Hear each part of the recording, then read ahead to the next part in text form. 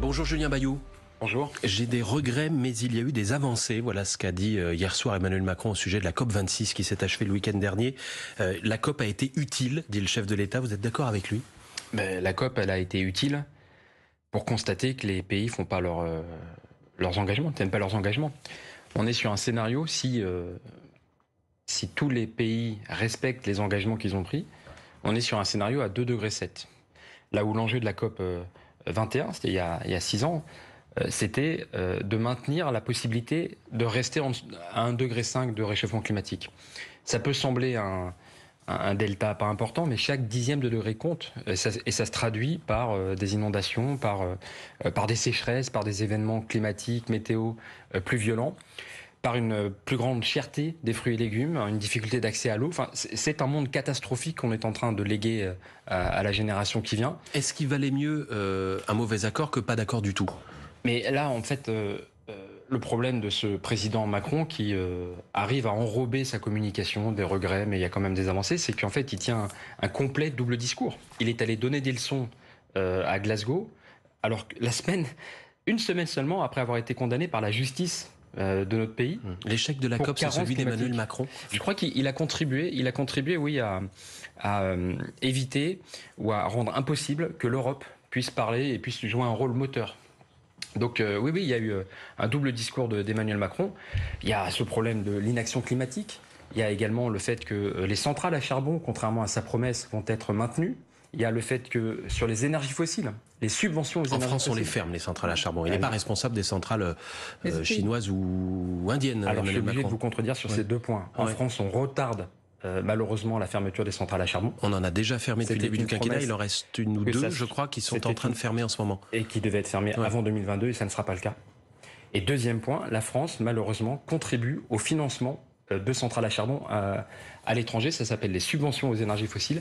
Et la France a augmenté de 25% ses engagements depuis 2015. Il y avait un ministre de l'économie en 2015, c'était Emmanuel Macron.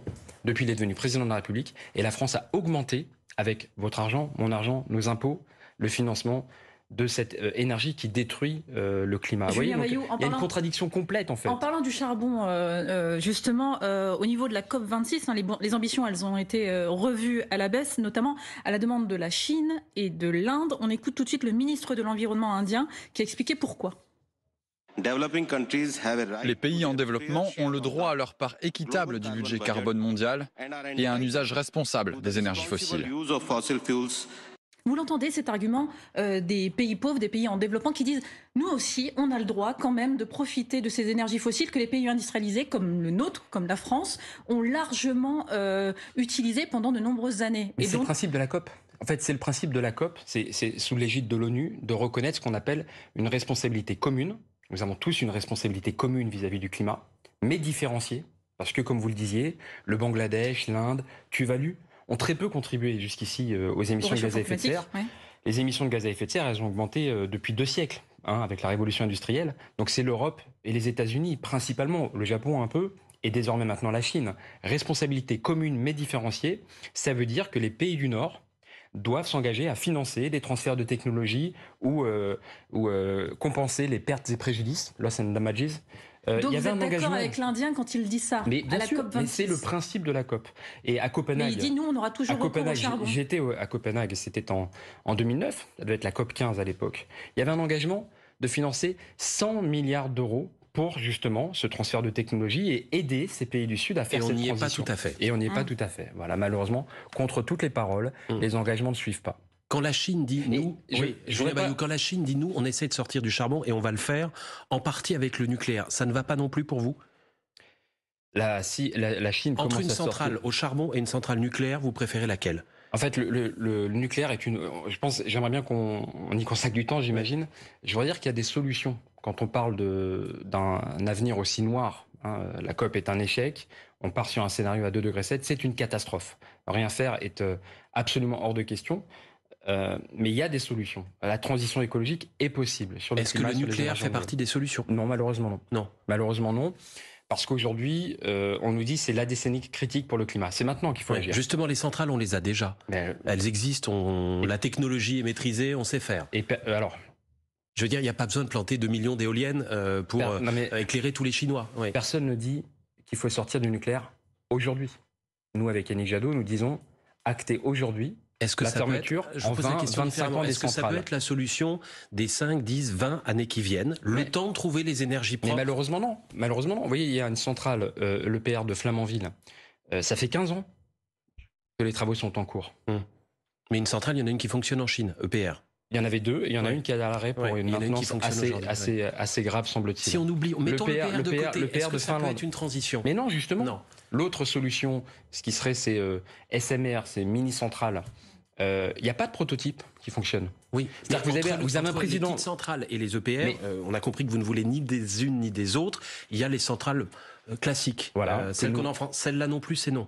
Que nous disons qu'il faut fermer au fur et à mesure de leur obsolescence. Comme nous avons fermé Fessenheim, parce qu'elle était à 40 ans de durée de vie, sur une zone sismique, en zone inondable, et que les pays voisins nous ont réclamé la fermeture, et qu'elle était régulièrement à l'arrêt pour cause de maintenance. Il y avait souvent un des deux réacteurs qui était à l'arrêt, il fallait la fermer. Il y a, et donc quand Marine Le Pen dit il faut un moratoire sur la fermeture de Fessenheim, en gros, permettre au prochain président de la République de choisir si oui ou non il faut la réactiver, cette Non, mais c'est des mots, enfin c'est pas, enfin oui, ça veut rien dire, enfin qu'est-ce que ça veut dire? L'autorité de sûreté du nucléaire nous dit la redémarrer, c'est pas raisonnable. Quand est-ce qu'à un moment on écoute un peu la science? Enfin je veux dire, on peut pas jouer confiance à l'autorité de sûreté nucléaire. On peut pas jouer comme ça. Vous faites entièrement confiance? Alors, attendez, on peut pas jouer comme ça, avec des mots comme le fait l'extrême droite, avec la sécurité énergétique de notre pays. C'est la Bible pour vous, l'autorité de sûreté nucléaire? Alors le problème, c'est que vous avez peut-être entendu parler, il y a un lanceur d'alerte, un cadre. C'est pour ça que j'allais vous poser la question. Un cadre de la centrale de Tricastin. Qui a révélé. Qui dit qu'il y a des dysfonctionnements et qu'il y a des triches de la part d'EDF lors des contrôles. Voilà, donc moi je fais confiance à l'autorité de sûreté du nucléaire. Maintenant, y compris pour les contrôles des centrales. Maintenant, si EDF travestit des incidents, on va dire, sérieux, en une inondation par exemple. Eux, ils disent qu'il n'y a pas de dissimulation des accidents. C'est ce que dit EDF. Et l'autorité de sûreté nucléaire dit, à notre connaissance non plus, il n'y a pas de souci malgré ces accusations. J'espère que l'enquête pourra démontrer le vrai du faux. Voilà. Oui, mais vous faites confiance. Mais je salue le courage de ce lanceur d'alerte. Il doit être protégé. 8h40, le fil info. Mélanie Delaunay, on vous retrouve dans un instant, si vous voulez bien, Julien Bayou. Toujours avec Julien Bayou, le secrétaire national d'Europe Écologie Les Verts. La chasse est devenue un sujet de débat, de clivage politique, même avec l'élection présidentielle. Tous les candidats sont amenés à se positionner. Le mois dernier, on a posé la question à Fabien Roussel, le candidat communiste à l'élection présidentielle. Écoutez ce qu'il en dit. Il y a un courant anti-chasse que je ne partage pas parce que je suis moi-même député d'une circonscription rurale. Et puis, vous savez, j'en ai un petit peu marre, moi, de ces intellectuels condescendants qui n'arrêtent pas de nous donner des leçons sur nos pratiques, sur nos manières de faire. Toutes ces personnes, notamment dans la ruralité, sont souvent issues de classes populaires qui ont bien du mal, eux, à boucler leur fin de mois, à vivre dignement. Et on va leur dire à eux comment on protège la nature, comment il faut faire. Julien Bayou, qu'est-ce que vous dites aux Français qui aiment la chasse, les Français comme Fabien Roussel? Non, mais là c'est un peu caricatural. La ruralité ne peut pas se résumer à la chasse. Elle se résume pas, mais elle en fait partie. Même pas tellement. De plus en plus de citadins. Vous savez, vous avez 11% des chasseurs qui sont parisiens. Il y a 3 fois plus de chasseurs qui sont parisiens que de chasseurs qui sont agriculteurs. C'est ça les chiffres. Ça les empêche d'aimer la chasse? Donc l'enjeu aujourd'hui, ce que nous proposons avec Yannick Jadot, c'est de l'encadrer.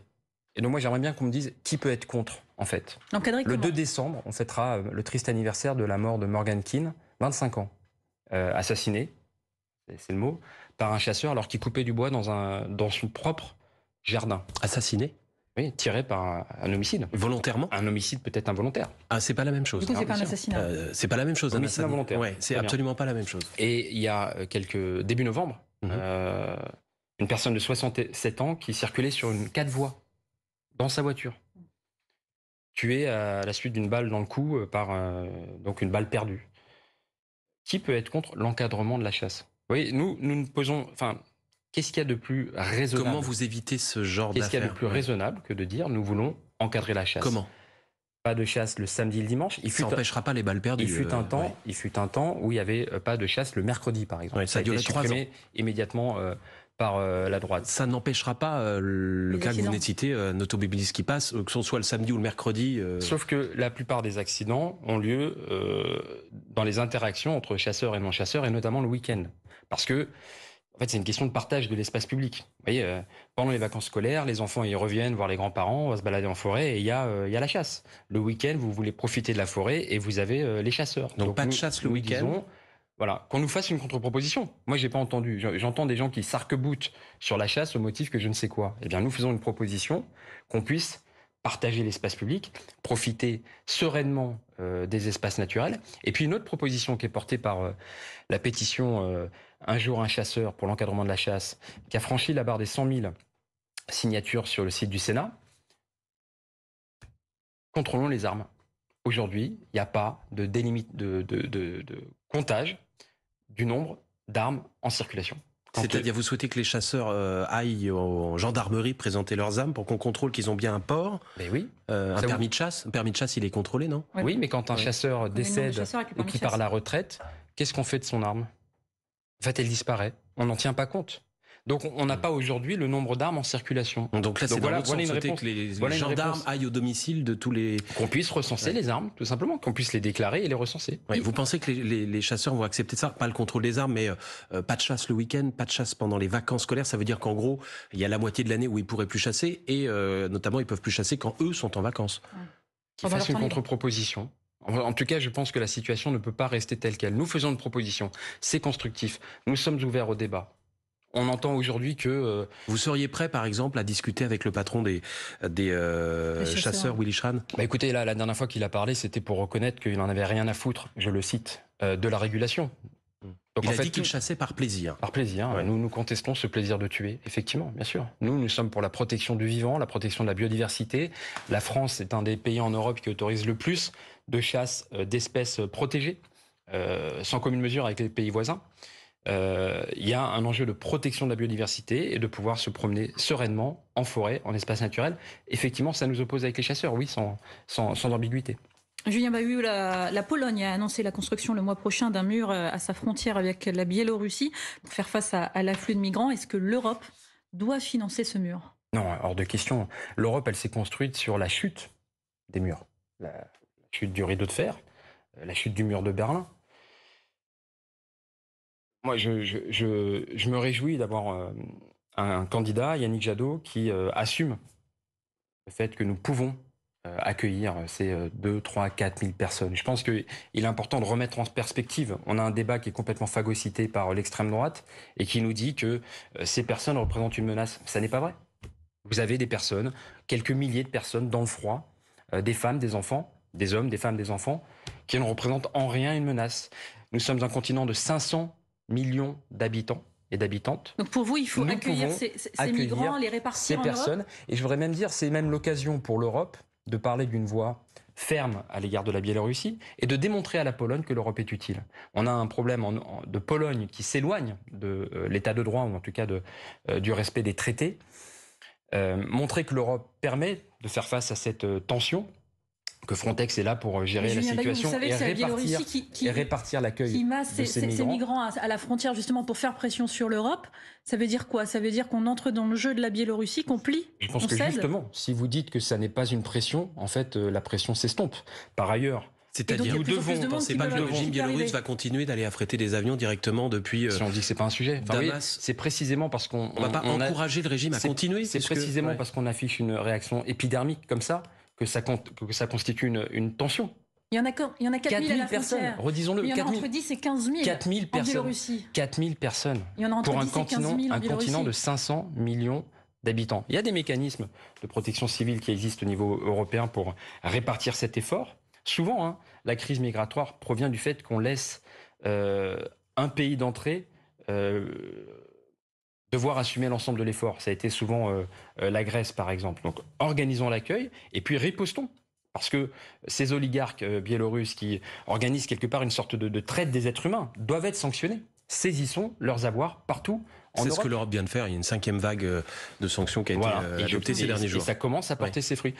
Venons en soutien à la Pologne pour démontrer que l'Europe peut être un chemin de paix et de prospérité partagée. Que ferez-vous en France des sans-papiers si vous arrivez au pouvoir? Est-ce qu'il y a une régularisation massive? Oui, il faut une régularisation. Je sais que Yannick Jadot en discute ces jours-ci avec les organisations syndicales, la CFDT hier, la CGT prochainement. Régularisation de tous les sans-papiers? Oui, de tous les sans-papiers. Il y a un enjeu de régularisation des sans-papiers. C'est un enjeu de dignité humaine, hein, bien sûr, pour ces personnes. C'est aussi un enjeu, en fait, on se rend compte quand on régularise les sans-papiers, ça permet d'augmenter les salaires pour tout le monde. Parce que finalement, malgré eux, ces personnes sont utilisées pour Ça fait combien de personnes? une sorte de dumping social. Ça fait combien de personnes? Je vais pas vous dire que j'ai... Mais ça veut dire que vous régularisez même ceux qui ont été déboutés du droit d'asile et qui sont pas repartis dans leur pays d'origine? La situation de considérer que leur dénier des droits va les faire partir, c'est une vue de l'esprit.